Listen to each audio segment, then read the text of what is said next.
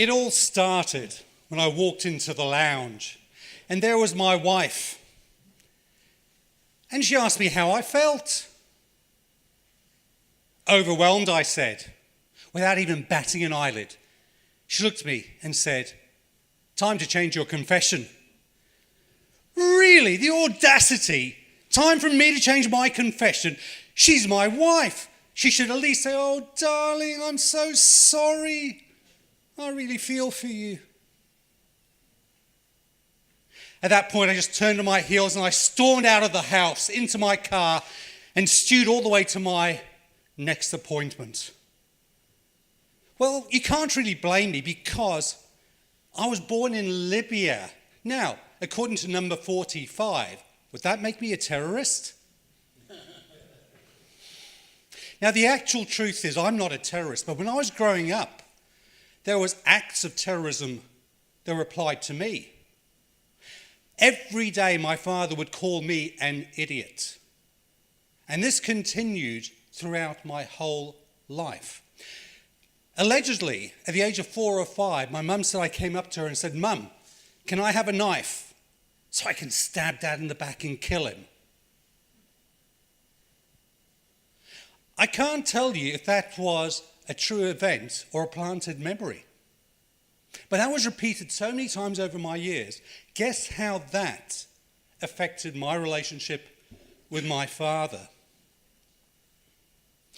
We were living in London, England, and I went all the way across to, Auckland, New Zealand. Could I get any further away? Not if I tried. A couple of years ago, I used to be a senior consultant.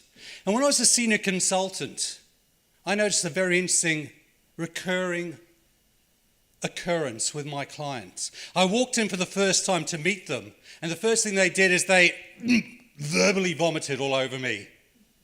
They were so angry about the way the past account manager handled them that they would take it out on me. In fact, I said to my boss, "You know what, John? Maybe you should buy me those painter's overalls. You know the ones, all in one with a zip and a hoodie?"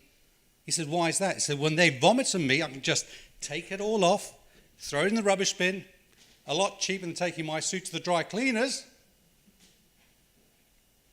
Now, as a senior consultant, I also realized that over 80% of all IT projects failed to deliver their stated return on investment that they were originally commissioned on.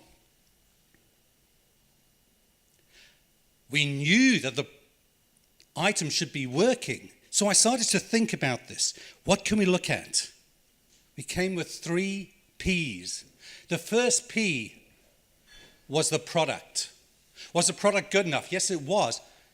It might have been the best of the best, but it was fit for purpose. So if the product was good enough to work, maybe it was the second P, the process. But what we did is we wrapped a robust process around our product. So if you had a product that was fit for purpose and a robust process, what was the last P? Any guesses? Did we hear people? Very good. Chocolate fish for the man in the front row. Now, people tend to sabotage your project. In fact, if you look at issues at work, they don't buy into your vision. They will sabotage the work that you do. They'll bring their terrorism into the corporate boardroom and stop the effectiveness of your projects because people don't like change. So I thought maybe, how do we build trust? 4 simple steps. Start off by listening. Listen to what they have to say. Give them a voice. Observe what they do and look for the cracks that are appearing because you don't want that to become seismic and a gap you can't cross over. Maybe you should look at the values that they have and treat them as a valuable person, not just as an asset in your business. And then empathize with them. Step into their shoes and spend time. Listen, observe, value, and empathize. Maybe we should introduce love as a new currency in business. But you say, "I can't do that. We've tried that before. It just doesn't work." Listen to my wife and change your confession. Thank you very much.